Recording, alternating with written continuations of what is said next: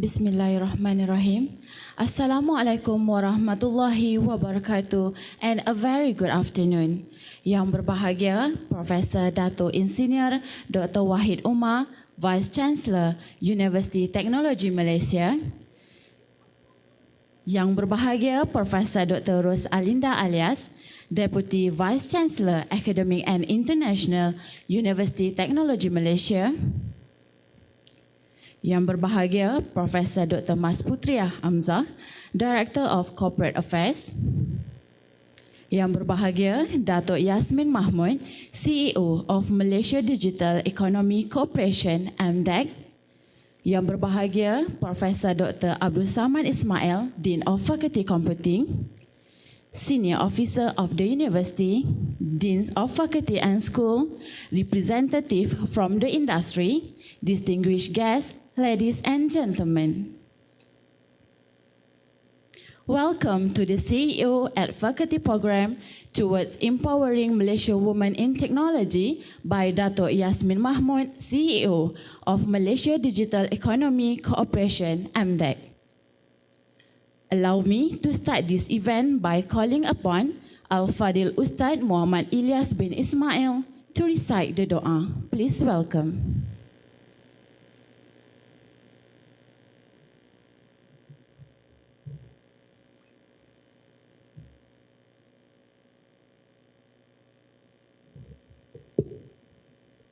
النبي الكريم وعلى آله وأصحابه كرام الفاتحة. الحمد لله رب العالمين.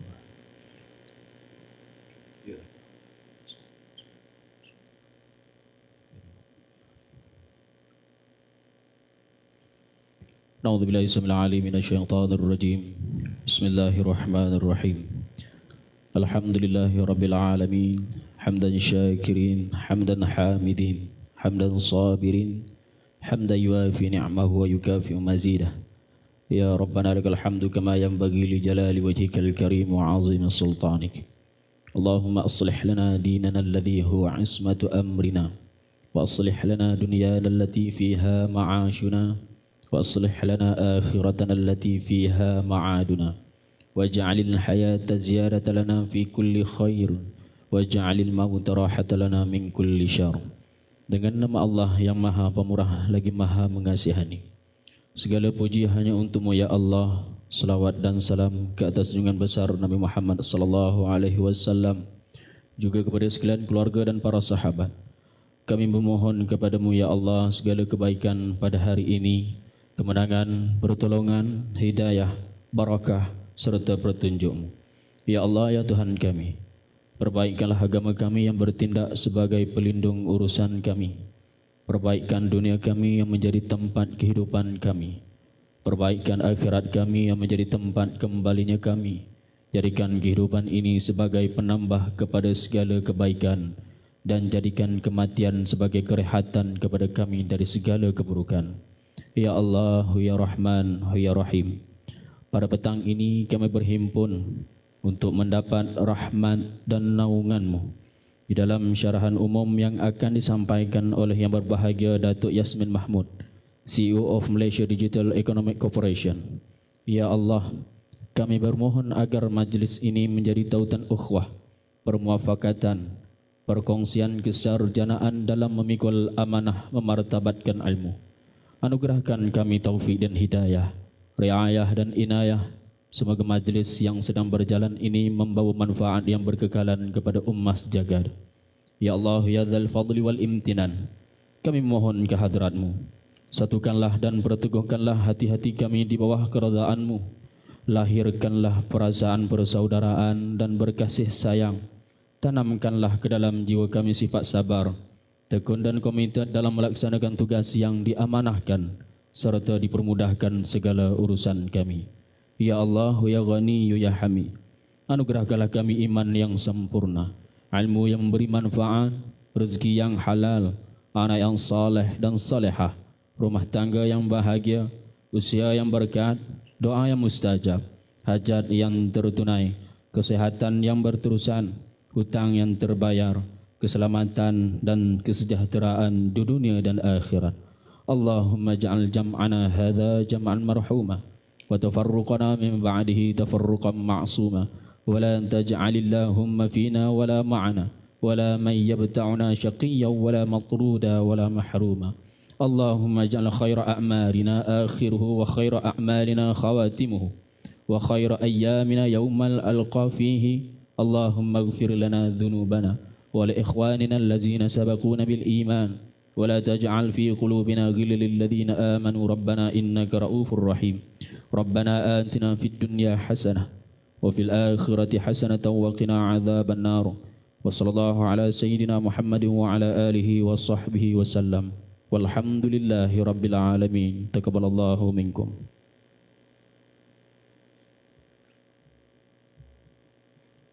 Thank you, Yang Fadil Ustad, for the dua. Distinguished guests, ladies and gentlemen, University Technology Malaysia is proud and honored to have this lecture by Yang Berbahagia Datuk Yasmin Mahmud entitled Towards Empowering Malaysian Women in Technology.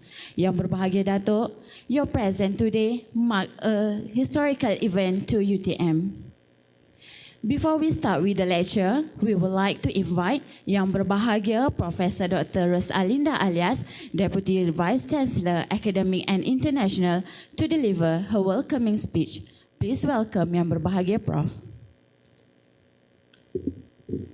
Bismillahirrahmanirrahim. Alhamdulillahi Rabbil Alamin. Wassalatu wassalamu ala ashrafil anbiya wal mursalin wa ala alihi wa sahbihi ajma'in. Assalamualaikum warahmatullahi wabarakatuh. Salam Wafakat Johor, salam satu Malaysia, and we welcome our esteemed speaker, Datuk Yasmin Mahmud, the CEO of Malaysia Digital Economic Corporation, MDEC, and in UTM Kuala Lumpur, our Vice Chancellor, Datuk Wahid Omar, senior university officials, members, partners from industry, staff and students of Malaysia.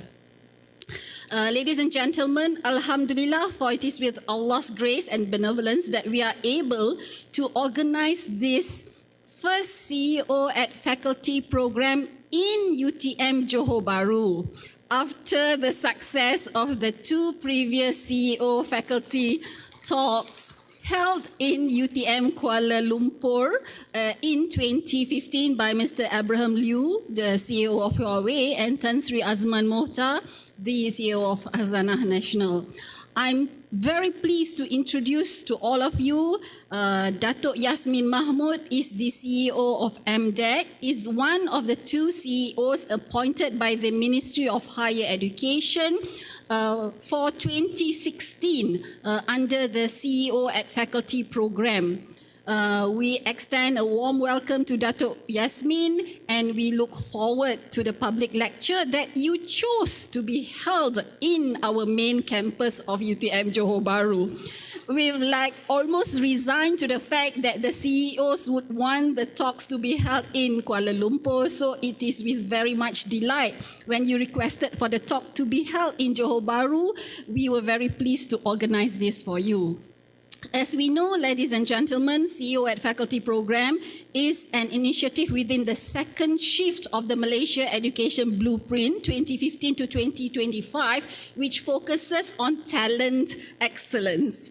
And the main objective of the CEO at Faculty program is to enable outstanding leaders of industry to share their experiences and expertise in steering the various organizations that they have helmed towards success, whereby these insights could then be applied to drive higher education institutions such as UTM to greater heights.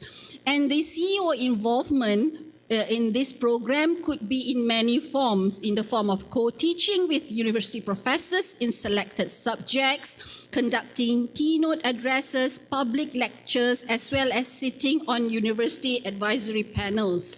And the willingness of Datuk Yasmin Mahmud, who is a CEO who has served large companies such as Microsoft Malaysia, Dell, Hewlett-Packard, Packet, UITL, and now currently MDEC to allocate her precious time and energy to UTM is very much welcomed, and we look forward to her guidance and to her partnership. There are various initiatives and programs planned under the CEO at Faculty program.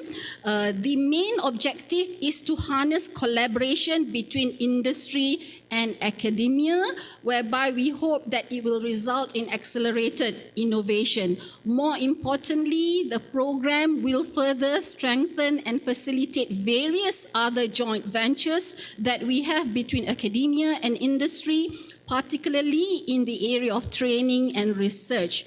And we hope that it will enhance the level of knowledge and skills of all of us and elevate the position of Malaysian universities at the global arena. Specifically, UTM is currently revising its curriculum of several undergraduate programs according to the 2U 2I model, which involves 2 years learning on campus and another 2 years being with industry. And the first program to be implemented within this 2U 2I model in UTM is the Bachelor of Computer Science Database Systems offered by the Faculty of Computing.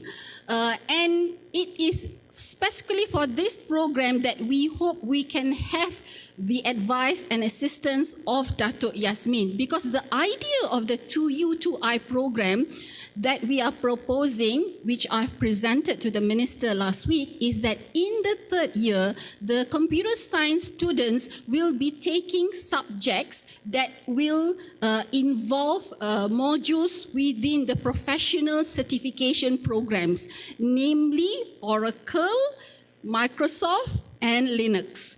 And we, just a few days ago on Saturday at the event, which was the launching of the GBS Iskandar, and I would like to say welcome to Mr. Zulfikar, who is the CEO of GBS Iskandar, whereby UTM exchanged documents towards an agreement with UTM and VTC, Vision Technology Consulting, whereby they will assist and train 50 computer science students leading towards Oracle certification. So they will have 1 month lecture followed by 5 months in industry.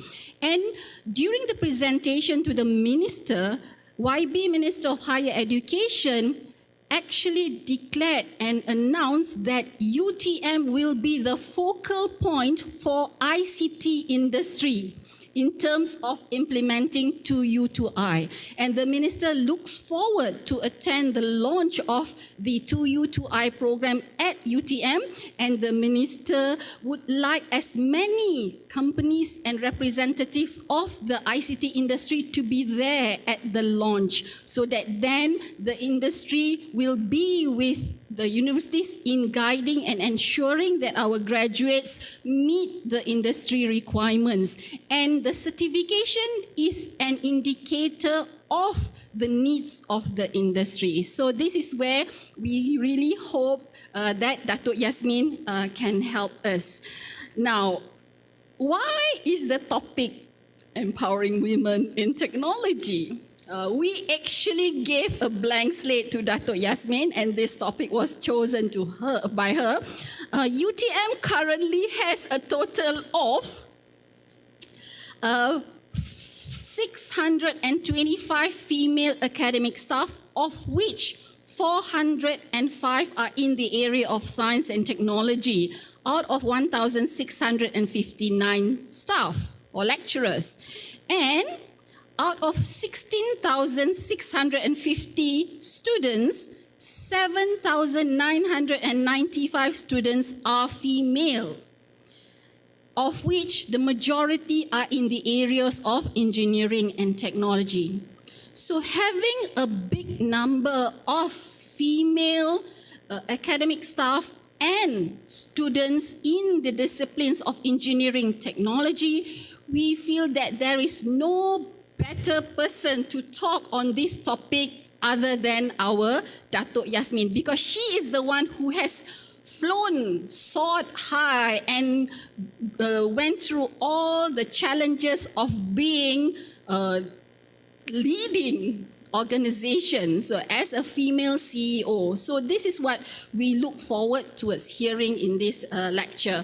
And for this, we hope that it will lead to strategic alliances that will enable UTM to be a research university that implements research not only for research's sake, but implement research for the good of society, and having an innovative, highly skilled and competitive workforce which includes female.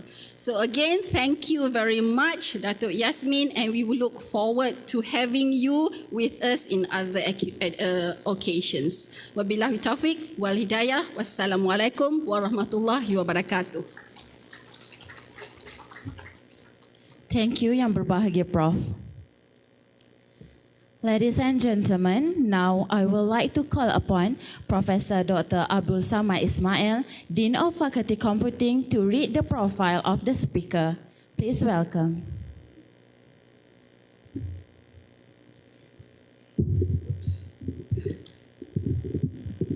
Auzubillahi minasyaitonir rajim. Bismillahirrahmanirrahim. Assalamualaikum warahmatullahi wabarakatuh. Salam sejahtera. Very good afternoon. Yang bahagia Profesor Datuk Dr. Wahid Omar, the Vice Chancellor of UTM, our distinguished speaker, Datuk Yasmin Mahmud, CEO of MDEC, Deputy Vice Chancellor Prof. Rose, our senior officers of UTM, respected guests and participants. Well, actually, she needs no introduction. You can Google, her name. So the first one will be her name, But it's just that the organizer asked me to give some introduction to about Datuk Yasmin. So I prepared something, and it is honor for me actually to introduce our speaker, Yang Bahagia Datuk Yasmin Mahmud. This Cik Mek Molek was born in Pasir Mas, Kelantan. She's the eldest daughter of two teachers. So I guess being Kak Long, he must be somebody. So she started work as an analyst programmer with a local bank after graduating with a double major in computer science and applied math from University of New South Wales, Australia. Am I right?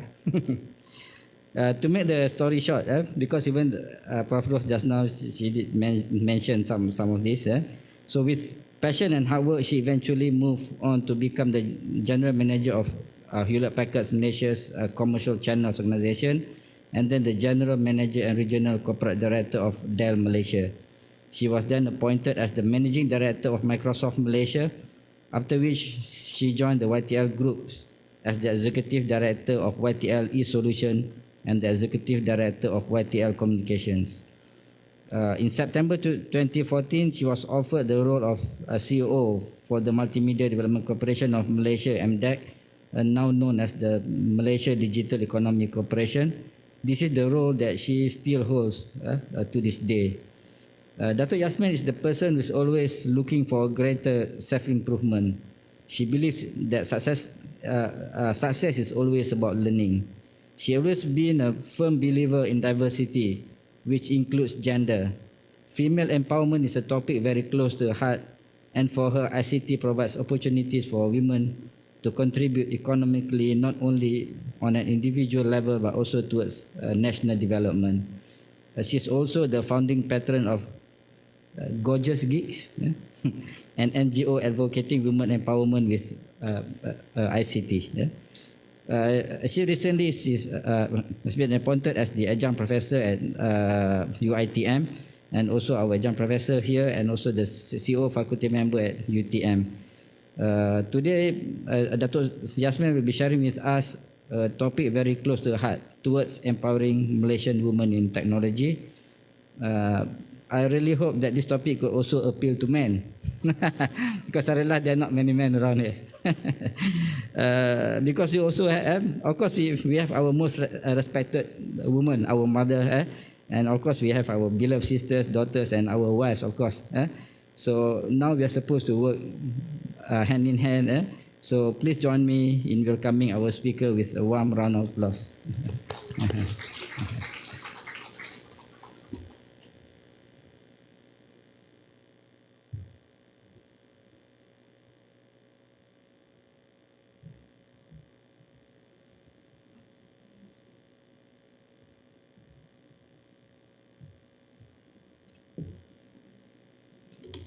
Assalamualaikum warahmatullahi wabarakatuh.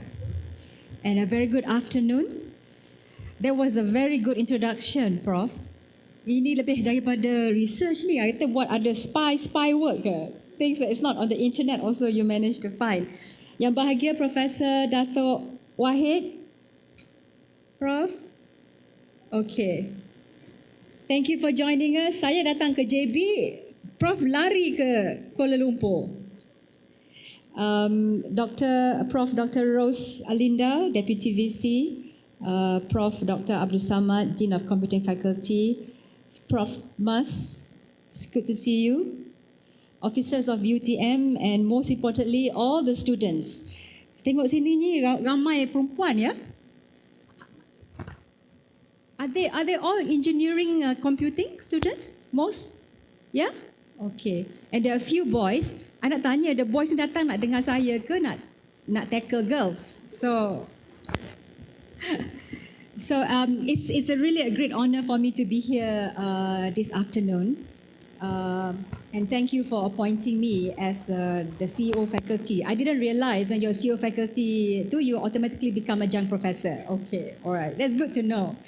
I've always felt very close to UTM. All the way from Prof. Datuk Sri Zaini's days, I've always come over here, and then now dengan Prof. Wahid.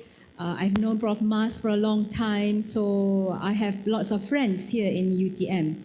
So it is kalau tak ada KPI pun, there's a KPI for me to come to CEO faculty. Ada 30 hours I think I've got to spend with UTM. Kalau tak ada KPI pun, I think I would have loved to spend that time as well. We also share the same chairman. MDEC and UTM share the same chairman, Tan Sri Halim. Yeah, so wonderful chairman. And this is a story that saya rasa tak ada orang tahu ni. This is actually a secret. I'm not sure. I don't think anybody knows this. Yeah, Prof. I don't think Datuk Sri Zaini even knows this. I had a very close shave dengan UTM because I went to study. I got a scholarship dengan Ministry of Education to study, and I chose to study physics. So my scholarship was from MOE because I'm a STEM girl. I love science from young. And MOE bagi saya buat course physics, but when I went to school, my seniors, including that Prof. Dato Ismail, is one of my seniors as well. He's not here. But they advised me to take this computer science course because they say it is really the up and coming thing. So I took computer science and applied maths. So when I came back, I tak nak jadi cikgu because I wanted to do this computer science profession. So I applied dengan MOE to be released to becoming a teacher, and instead nak jadi lecturer dekat UTM. At that time, Prof. Nobik. Remember Prof. Nobik? He was also my senior, so he was helping me. Then say, okay, come and do this. I'll help you. Semua tu. But eventually, MOE tak bagi. Dia kata if I want to escape being a teacher, I have to pay my full scholarship. It's like breaking a contract. So I kata kalau nak break contract, then might as well break fully lah kan. Might as well masuk private sector terus. So that was how I ended up in the private sector. I paid my full scholarship punya amount, 70,000. I paid in full, and here I am now. Tapi kalau lah, let's say, if things had been differently, I would have been a lecturer with UTM. And Prof, I would have given you a run for your money. I'm just kidding. So here's the next, let me see where I've got this. So what I have done for today's session, I can't make it work. So can you help me? Yeah? Go to the next slide. Oh, okay.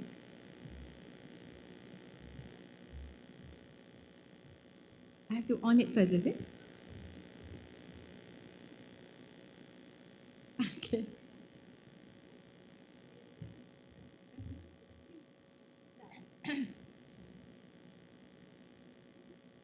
control it from there? Tak boleh. Oh. Okay, so maybe while they get it ready, so I just want to I've got 3 topics hari ni ya. Saya ada buatkan 3 topik and I wasn't sure sama ada ramai students atau ramai lecturers. So tapi nampaknya ada more students than lecturers. So ada 3 topik. Satu ialah about riding the wave of innovation. And the other one is around women who are making a career in the IT, in the digital technology. And also lastly, I'll also share my own personal journey. Yeah. And in the meantime too, can I, these are the 3 topics, yeah? Can I also, but before I go to all these 3 topics, can I introduce 2 of my team members daripada MDEC yang datang ikut saya pada hari ini? First one is Razali. Yeah, Cik Razali, he is our VP of Corporate Communications. Dia orang Johor, by the way. So, dia datang to accompany me today. And then we have Soraya. Soraya, come. Soraya is an alumni. Is a UTM alumni. She graduated in the year 2007. Yeah, Soraya, from the Faculty of Computer Science and IT. I think at that time it was called. Now it's Faculty of Computing. Oh, Computer Science and IS. Yeah. And she has been in the technical track. She was with Tech Mahindra dengan Panasonic R&D, and then she joined MDEC 2014, last 2 years, where she's now doing business development. So Soraya, she is a STEM girl. I told her she's a STEM girl.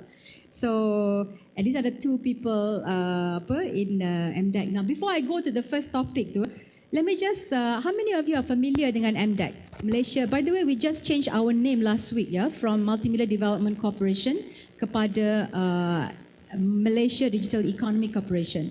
I don't know whether, I'm not sure, I don't think many of you are familiar with MDEC. So just let me give you a very quick overview about MDEC. So we started when MSc first started in 1996.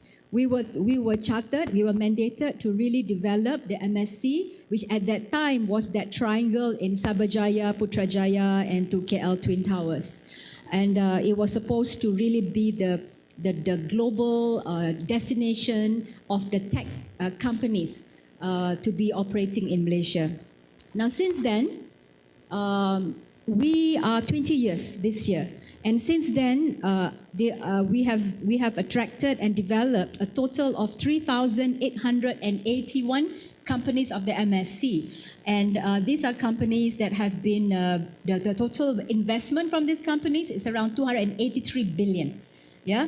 And the companies are employing 160,000 jobs in all over. So now it's no longer just in the Cyberjaya region. We now have 45 altogether cyber cities and cyber centers, including the one that is in Johor right now. We are possibly going to have 2 cyber centers in Johor to support the GBS Iskandar, as well as to support Pinewood Studios, which is an up-and-coming center for creative technology. And the thing to remember is the fact that these jobs are high-income jobs now. It is 2.5 times that of the average salary in our Malaysian average salary. So that's why those of you who are in computing and engineering, go for this kind of IT digital jobs, because there's a lot of jobs. There is a shortage of jobs right now in this industry. Last year alone, we created a total of 11,000 jobs. Just on the MSc alone, not including the ones that are non-MSc. And these are, like I said, 2.5 times that of the national average. I'm just going to give you some feel about what these companies are. I want to share with you, for instance, this is a company called Scope International. They are a subsidiary, wholly owned subsidiary of Standard Chartered, which is one of Malaysia's longest operating banks in Malaysia. They started 10 years ago with a very small operation, about 500 people, 300 people, and doing really back-end processing or shared services outsourcing. And over the last 10 years, they have really grown to not only in terms of dia punya footprint dah makin besar. So daripada 300 hari itu, they are now employed close to 5,000 people. And more importantly, the jobs also have moved up. This is part and parcel of what we call GBS. GBS is one of the strongest sector within the services sector in the country. GBS stands for Global Business Services. Okay, and last weekend we launched the GBS Iskandar, which is another initiative. And in Malaysia, it's not known in the world. We are top 3 in terms of global business services. And it is not only when you think about global business services, in the past, it was, the low end, macam like call center. We don't have any more of those call center. We are now going up on the value chain. So if you look at what Scope has right now, they have this thing called a nerve center. They are operating a nerve center out of technology park in Puchong, yeah, and this nerve center look at the whole of their global operations, including their ATM machines, including all of their banking transactions, and all that is happening out of Malaysia in a very canggih. I mean, the picture I showed there, that is a real picture. That is a picture in Puchong. So that is one company, one type of company that is doing very well with the MSc in the IT industry in Malaysia called Global Business Services. The next example is really a good one as well. This is a local company. They were started by a few engineers from Intel. Their data company in Penang. And what they do is that they specialize in IoT. So, Internet of Things. I mean, this is the buzzword. I mean, you should know IoT if you are in this line, yeah? Internet of Things. And what they do is that, thank you, Prof. What they do is that they develop these smart wireless sensors. And they have embedded these sensors into many things to make them smart. So trolleys, so you embed it into the trolley punya handle, and these trolleys, when they go around, when you use a trolley, they'll be able to track your movement and able to then match it with your pattern of purchasing and so on.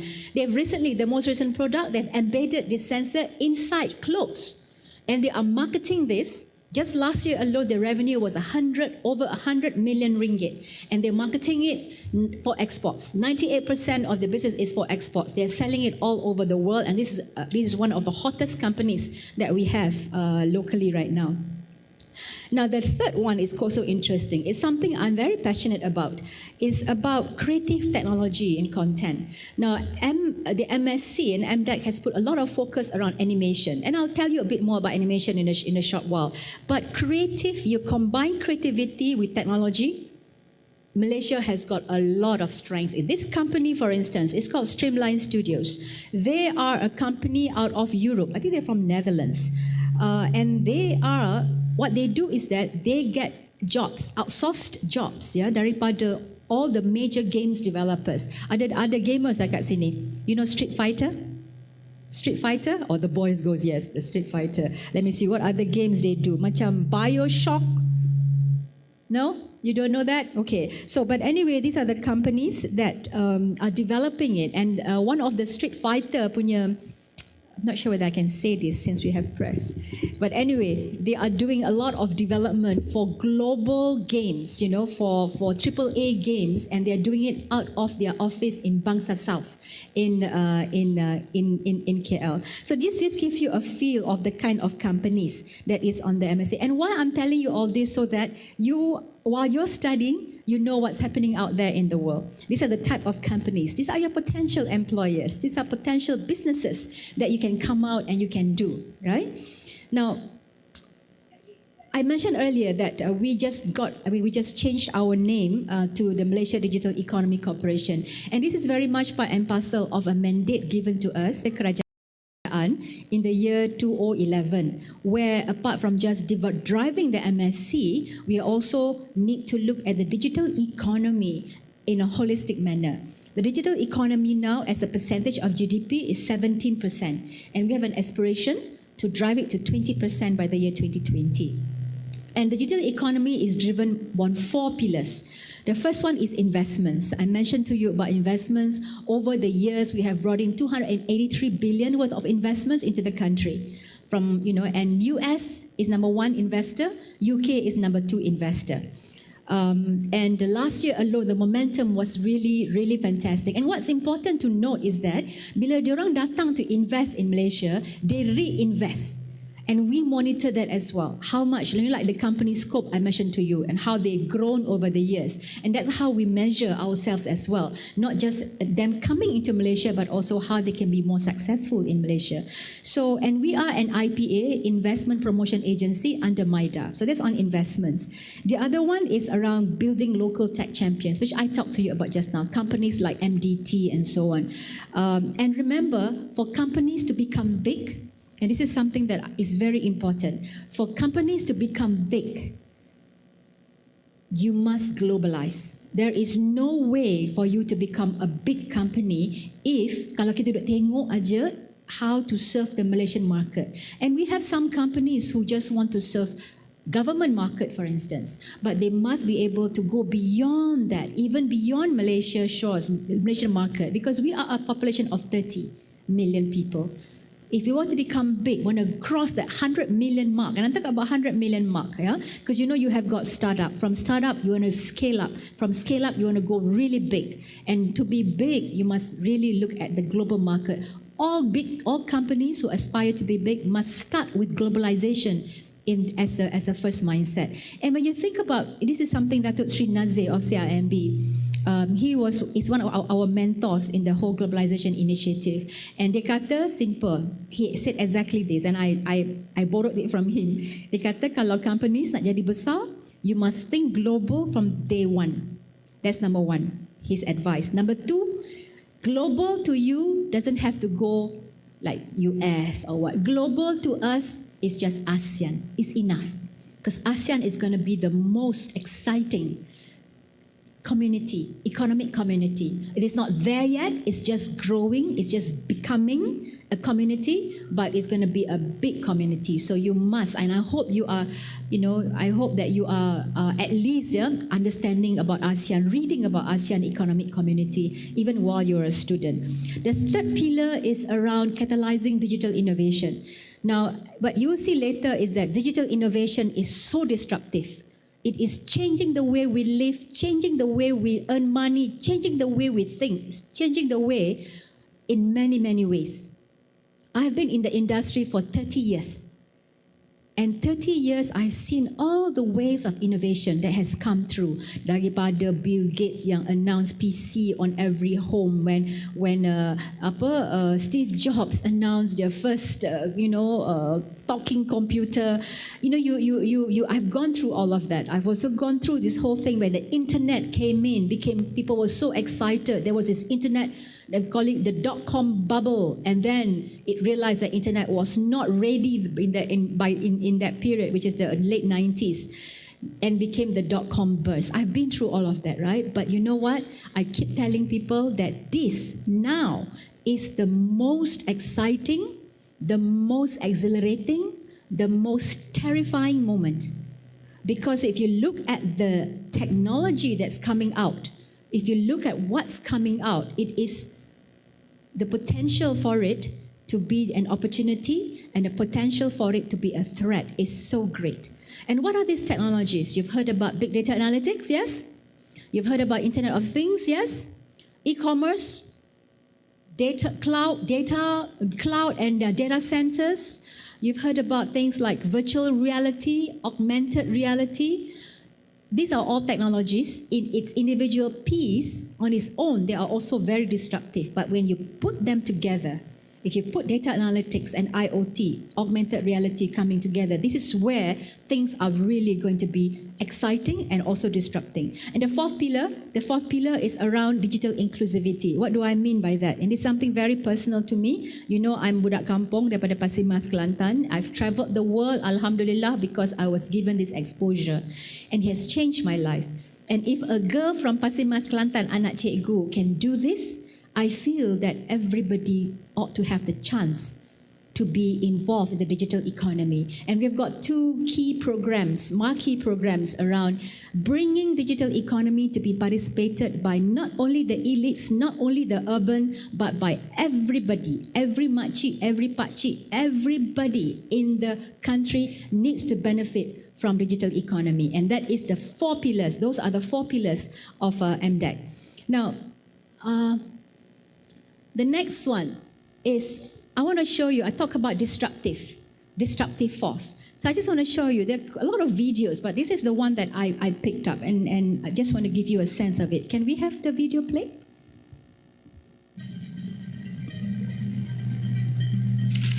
If you could describe our world today, how would you? Connected, dynamic, challenging, advanced.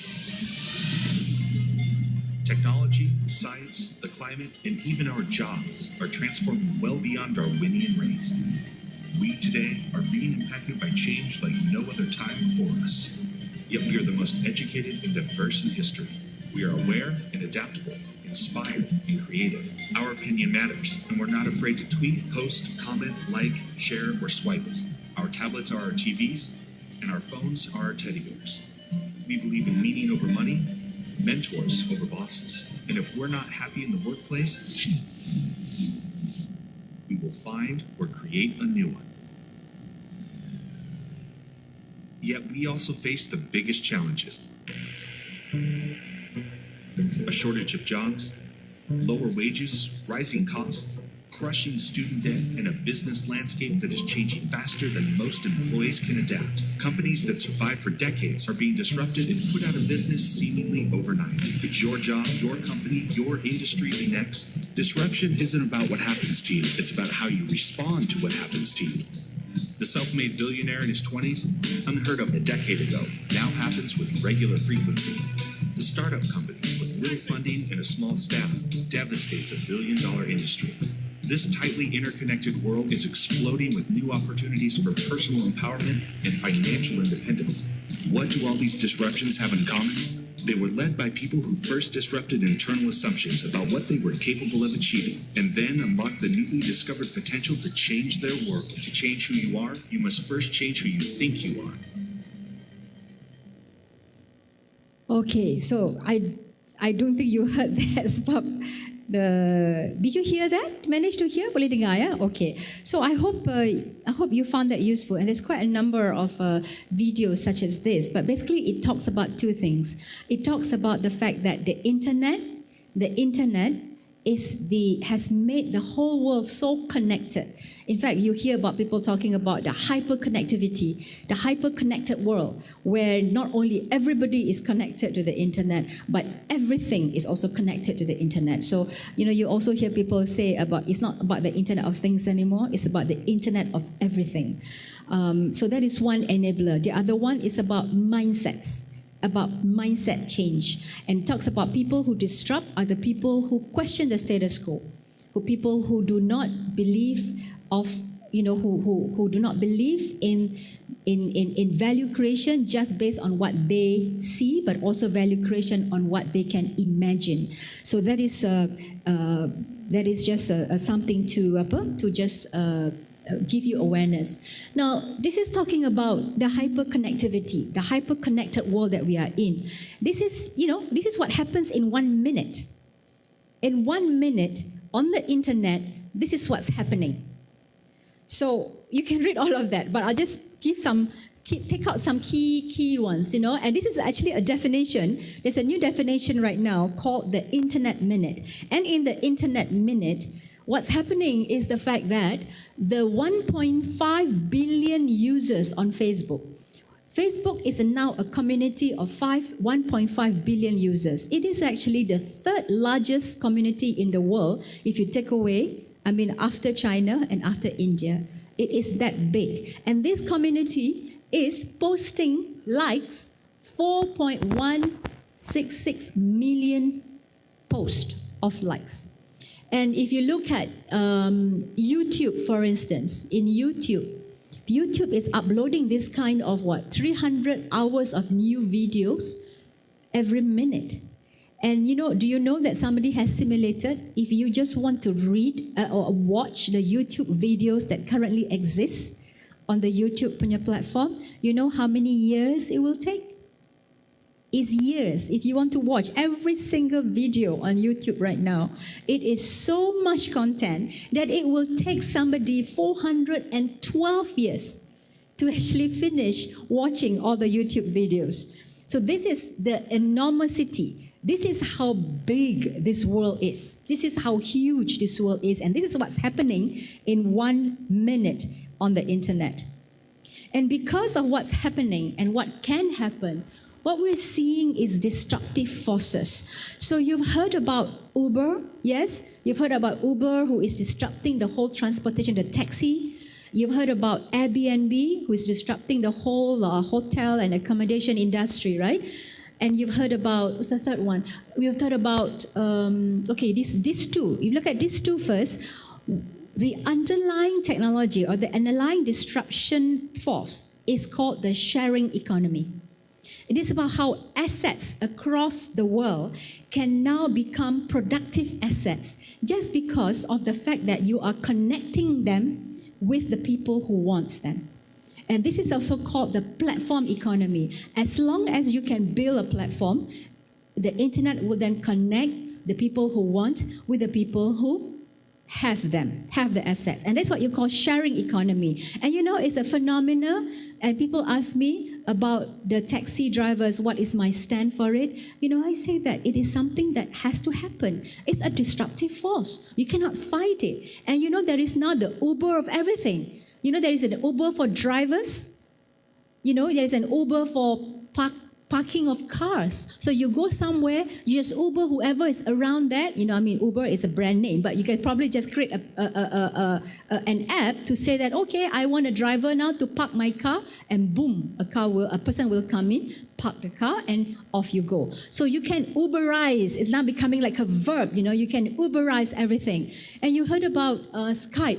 How Skype and WeChat, you know, they are also disrupting the telecommunications industry, who used to make a lot of money from voice. Now they cannot make money from voice because you can just call them from your data plan for free on WhatsApp. So it's being disruptive, but the telco companies are reacting. They are reacting fast. So you see, you can react fast and you can also disrupt. So the disrupted can be the disruptor themselves, but only if you have the mindset to say that, okay, you know, not like to go and say, oh, you know, what to do, you know, we must fight it. It cannot be fought. It is just forces, natural forces. Well, not natural, but internet forces that is just happening. Yeah? And if you look at it across all the three at least, right? The world's largest taxi company owns no taxi. The world's largest commercial provider owns no real estate. And the world's largest phone company do not own any telco infra. Because it's all about the platform. The internet provides a platform for you to connect all that is already happening in the physical world and connecting them. And that is what we call the platform economy, which is a big thing as well, which the internet economy is now moving to a platform economy, but that's not something that we will talk about, but you should think about it, because that is a disruptive force. I want to also talk about people now. People, and I've got 3 examples here. So this is one young man called Lucky Palmer, right? Palmer Lucky, sorry, I was scared. He's 24 years old, and you know, he is a gamer. Dia tengah main game, and he was saying, oh, I'm so frustrated. I want to see my games in a better way. You know, I don't want to see only in one screen. Is there another way to see it? And then he developed this thing called Oculus virtual reality glasses. And you know, it was he was from a garage. But his technology was so disruptive that Facebook bought it for what? 2.3 for 2 billion, and now he's worth 700 million. And a 24-year-old kid is now 26 on the Forbes richest under 40 guys. You have another a lady. She's a lawyer, became a fashion blogger. You know, and because she has got I think she has got about 2 million Instagram. And then she also has her own blogger. And you know, for every post that she makes regarding fashion, she gets 15,000 pounds for every post she makes. And what is she doing? She's monetizing via the internet. She's monetizing her passion via the internet. And this is my favorite. You know who this guy is? This is what I call the Lee Chong Wei of the virtual world. He is a gamer. You know e-games? You know, you all main games ni kan? I selalu marah my son for playing too much games. You know that you can make millions playing games now because there is this thing called cyber game. I'm not promoting games with it, okay? I'm not. I'm just saying the fact that there is this, you know, you have the world of physical sports. There is now a whole world around cyber sports or e-sports. You know that in the US last year, the amount of sponsorship that they got out of cyber sports is more than what they got for US Open and Golf Open combined.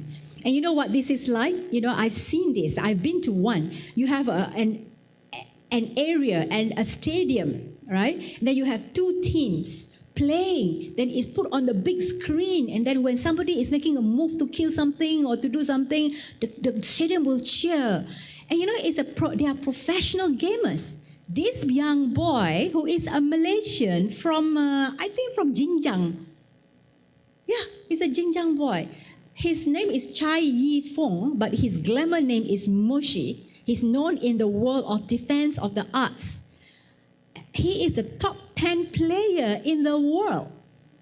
You all know the defense of the ancient arts? Anybody plays that game? Betul, dia tak nak admit ni, I think. Anybody? Any of the girls? Okay, dia tak nak admit. But this is a famous game, by the way. I think the lecturers, your kids, if you have kids at that age, they would know. So he's a top 10, and his sponsorship, just sponsorship, you know, not when he goes out and play and he wins, he gets money, right? Prize money. Sponsorship is 2 million, and he's 24. He goes around with an entourage. Yes, I've met him. He goes around with an entourage. So the point is not that you play games. The point is that the digital world is enabling so many things. It's enabling new ways of making money, of creating wealth. So the next one, just some more examples, I guess. Oh, my thing's not working again. Okay. So this is about YouTube. YouTube is also a phenomenon in its own right? So you know about PewDiePie. I think how do you pronounce it? PewDiePie, right? You know, PewDiePie or PewDiePie. Anyway, this is a famous YouTube personality, 43 million subscribers, and it's monetizing $12 million. You have the Fine Brothers, and you know dia buat apa je tau? Dia buat just a reaction to things, reaction to a new movie, reaction to a new product, and they are putting it on YouTube because YouTube has got this ad sharing program. So if somebody watches you, then you can actually get money out of it. So, but that is what's happening out in the global world. I want to give you an example about what's happening. And remember, I mentioned to you about creative technology. It's something that I think is so. We at MDEC, we've always had this focus over the years, and it has all been around animation. But now we are also focusing on top of animation also in games development. Games development. So these companies, you heard about Let's Cop Up, right? You know the company behind Open and Ipin, right? So Open and Ipin, they started in the traditional way of through episodes on TV, and then now they went into movie. There's going to be a fantastic Open and Ipin movie coming out. I've seen the trailer. Oh my God, I cannot wait for it. So, but what they did was, because they are so popular, Open and Ipin, they have when they posted, their videos Open and Ipin, kalau bukan dia post pun, kalau orang lain post pun, kalau ada view on it, because they are the IP owner, YouTube and Google will give them sharing of the ads. You know when you watch YouTube, suddenly you get to see the ads. Yeah, the ads then, YouTube, of course, they will get the money, but they will also share with the IP owner. So in this case, Open and Ipin, they have got 762,000 subscribers on YouTube. They are in fact number 3 ranked, highest ranked YouTube punya channel in Malaysia. The first one I think is Astro Gempak, I think, if I'm not mistaken. That's the first one. And then number 3. And because of this, you know that their revenue from this alone is $1 million a year, US dollars, and growing. They have now become so popular in the world that the Disney people, the YouTube people have come forward asking them to actually dub Open and Ipin into English. and Spanish.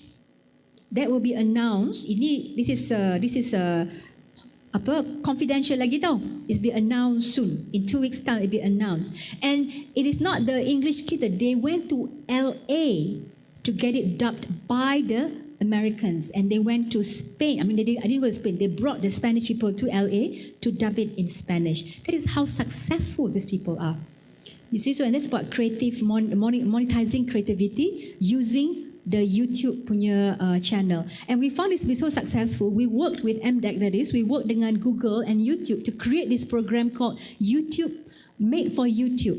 Maknanya bila you have creativity and you can develop something, right? You don't have to just tunggu nak RTM nak bagi you 12 episode. It's very expensive.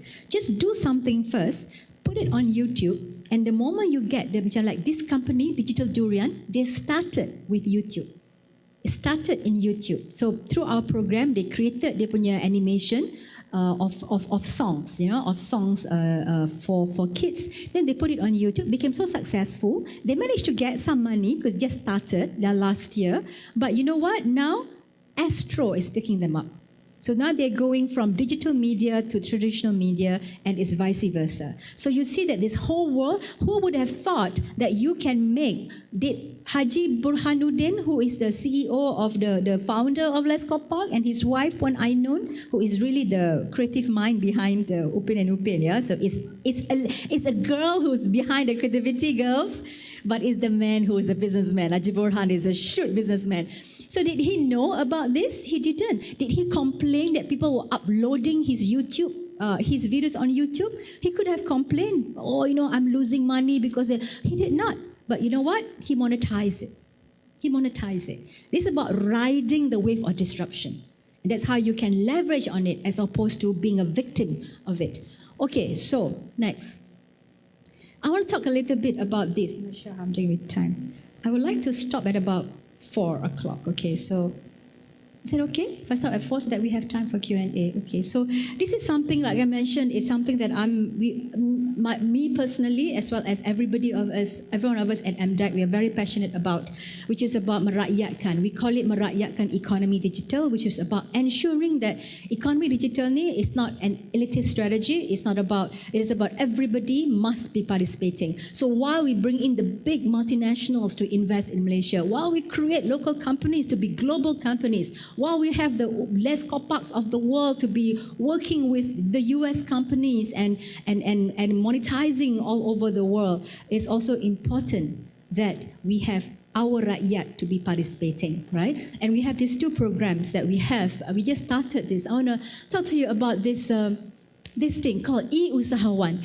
We have 2 programs, E-Usahawan and E-Rezeki. E-Usahawan is actually very simple. It's about digital marketing, doing business online, using social media. By the way, social media platform like Facebook and Google, they are now becoming digital media tools that are so powerful. I was with the Facebook people the other day, a few weeks ago, and they were mentioning that Facebook is creating a whole set of products and focus around Facebook for business. How do you use Facebook for business? And it's not about, only about just creating a Facebook using your own Facebook, but about creating a fan page, using all the Facebook analytics behind it. And what we have done was, we have created this, formalized this as a curriculum. We even have books, we have textbooks, we have got a project, the project work where we work dengan people like 11th Street and lelong.com, so that the people would know the whole journey of e-commerce. It is around how to use social media, how to create your own website, and then to place it in the marketplaces like 11th Street, Lazadas and all that. So we give them this, and they are being marked. We embed this into TVETs, into college community, into polytechnics. We embed this curriculum, and we have trained the lecturers to deliver this very hands-on. And then after they have gotten dia orang dah dapat the basic training by the lecturers, the good ones, we pull them out into what we call master clinics or accelerators, where we will then bring the experts the people who are successful in internet marketing, we'll bring them to conduct these sessions and to mentor these students who are good. And the ones yang bagus lagi, we are putting them into a 9-week one-to-one mentoring program for them to become what they call bakal e-jutawan. You can become millionaires by doing internet marketing. There have been a lot of cases of them doing this. Now, I'll give you some examples of this. And I've chosen ladies' examples, because this is women empowerment, so, but there are a lot of guys' example too, and I will talk about it since there are a few guys in the. So this is a lady, she's 21, she studied in Polytechnic Merlimau. She's the eldest of 6. And she, the stepfather, mother, teachers and all that. But you know what? After going through this program for just 6 months, she's now earning 20,000 in sales. I think it's not even 6 months. Merlimau, we only introduced about a few months ago. I think about 2 or 3 months. And she's already earning 20,000. And she's going to bring this whole family to her. And what she's doing, she's selling just watches, reselling. She gets these wristwatches and she resells.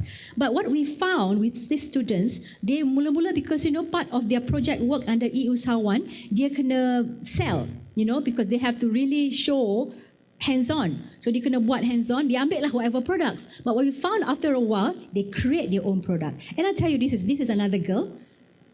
This is a girl in Johor. This one, she created her own, what is this? Her own barang-barang kain, bawal crepe, I don't know. But this is something that she developed herself because she is in construction technology, so she understands about fabrics and all that. And she created this, and she sold. And now what she has 50,000, and now 50,000 when she went through the program, and she has continued that. 7,000 ringgit monthly. And you know what? She's probably going to be in one of our e-jutawan punya program. I want to tell you a story about a boy, a young boy with the name of Shazwan. 18 years old, dia dekat dengan IKM, Institute Kemahiran Mara. And he belajar apa tahu? Dia belajar aircon services. But because dia kena buat project ni, dia buatlah internet marketing, digital marketing using all the tools. You know what? He earned his business in what, 5 months? The program is about 5 months. In the last semester of dia punya tu, he earned 97,000. 97,000. You know why? Sebab dia dapat tu, then dia kata, okay, I'm going to expand. Because what this does is that it expands your market access. So dia dah pergi dapat customer dekat KL, dekat other town, dan dia pergi hire lah dia punya kawan-kawan daripada dia punya IKM, Poly, semua tu dia hire. Sampai sekarang, I was told that dia buat aircon services kan. I was told aircon services dah oversubscribe the cost. Mak bapak semua nak suruh anak jadi aircon services sebab Syazwan ni.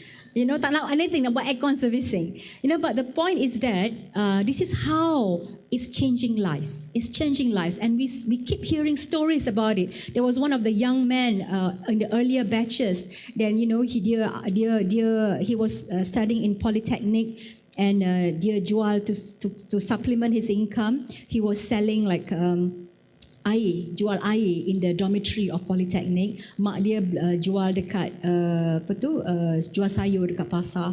But when he went through this program, he was earning enough income that after 3 months, dia kata, mak dah tak payah jual dekat pasar dah. I will support you. And then a few weeks ago, I think about a month ago, dia hantar kita orang gambar, and we were also touched that he remembered us, sent us a picture of him and 10 of his family members in Vietnam for the first time, going for holiday in Vietnam. This 19-year-old boy from college community I think I can't remember which college community. Okay, so Merlimau juga, yeah. Okay, so these are some examples that get us all very, very excited. Okay, so this is about digital economy and how digital economy and digital tools can be embedded. And this is our role for us to really find a way. And this is where you guys, all of you, when you come out, you are right in the middle of this whole technology. There's so much that can be done, so much good that can be done. And if we can get that, I'm just waiting for somebody to tell me that they have taken their parents to go buat umrah. And that I will be very, very happy when inshallah, I think we will get there. Yeah. So, okay, this is about crowdsourcing. Are you familiar with crowdsourcing? Anybody familiar with crowdsourcing? Crowdsourcing is this platform basically where kalau you ada company, you nak buat kerja kan, you want to, let's say you have a job that you want to say, okay, I want a creative design. I want you to design my logo, let's say, my company logo. So in the past, you would actually ask somebody in-house to do the design. Ataupun you would actually go and outsource it to a company, and eventually you outsource also to a company in, let's say, in Malaysia or in China because you can have it cheaper, let's say, right? Now what is happening is that you outsource it to a platform. A platform. You put all the jobs in the platform, and this platform will then broadcast to the whole talent of the world, I want this logo to be designed. You pitch in, you come and say.